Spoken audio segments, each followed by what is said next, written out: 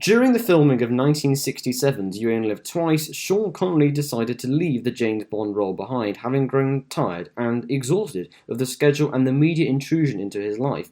This, to an extent, is shown in his performance. Connery's performance during You Only Live Twice is possibly his weakest of the official series. In the film, he just appears quite bored and disinterested. This isn't true of every scene he appears in, and certainly doesn't reflect the overall quality of the movie, which is quite good. Connery did not at this point have a good relationship with Harry Saltzman and Albert R. Broccoli, and was rumoured to no longer be on speaking terms. Several actors were considered for the now vacant James Bond role. The most notable actor to have been considered was John Richardson, who has appeared in many films, and even in 1969 had a more varied and long-lasting acting career than George Lazenby. I'm not saying that John Richardson would have been a great Bond, but in 1969 he clearly had more acting experience than Lazenby, and probably should have been a higher priority for casting than Lazenby.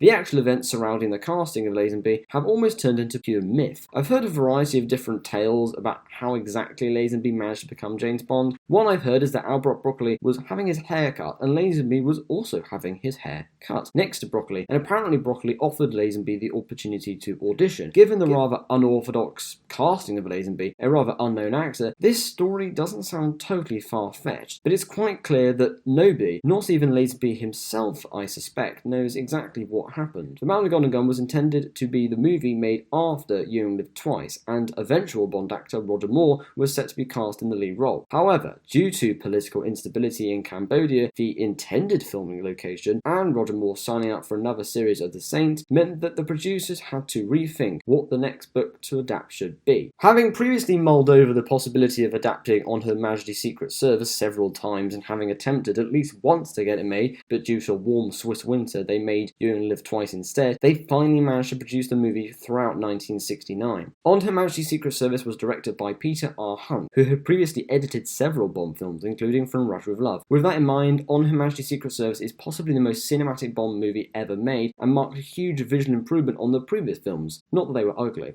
In terms of the tone, On Her Majesty's Secret Service took the Bond franchise down to earth. The silliness was somewhat apparent during You Only Live Twice. Here, the tone is much more serious, and thank goodness the producers and the writers went with this creative decision. It is the same sort of the tone that the original novel was written in, and ignoring that, it just worked for multiple reasons. Firstly, in 1969, the tone that OMHSS captured suited the time very nicely. As you can probably tell, I wasn't around in 1969, but I can tell this movie feels of its time, but in a good way. Yes, some of the movie is dated, but thanks in part to the tone, many elements still feel relevant and, dare I say, timeless. Secondly, the more serious tone just made a nice change from the increasingly theatrical outings. I'm not sure if I could call OMHSS gritty, but it certainly isn't far off. In terms of the plot and cinematography, this film is pretty bang on the money, and over 50 years since its release, and with 18 subsequent Bond outings, with a 19th on the way, OMHSS still feels quite unique. Critics of the film may say it's an un-Bondian outing, but I disagree. Of course, the star attraction of the movie is George Lazenby as James Bond. Now, as the title of this video says, I do think that Lazenby was miscast as James Bond.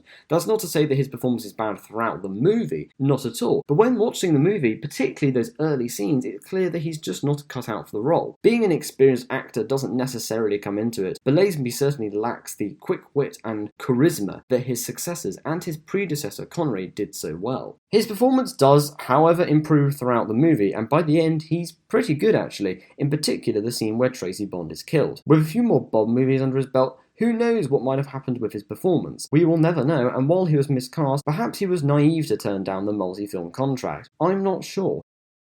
What do you think? Comment below and let me know. What do you think of On Her Majesty's Secret Service and George Lazenby as James Bond?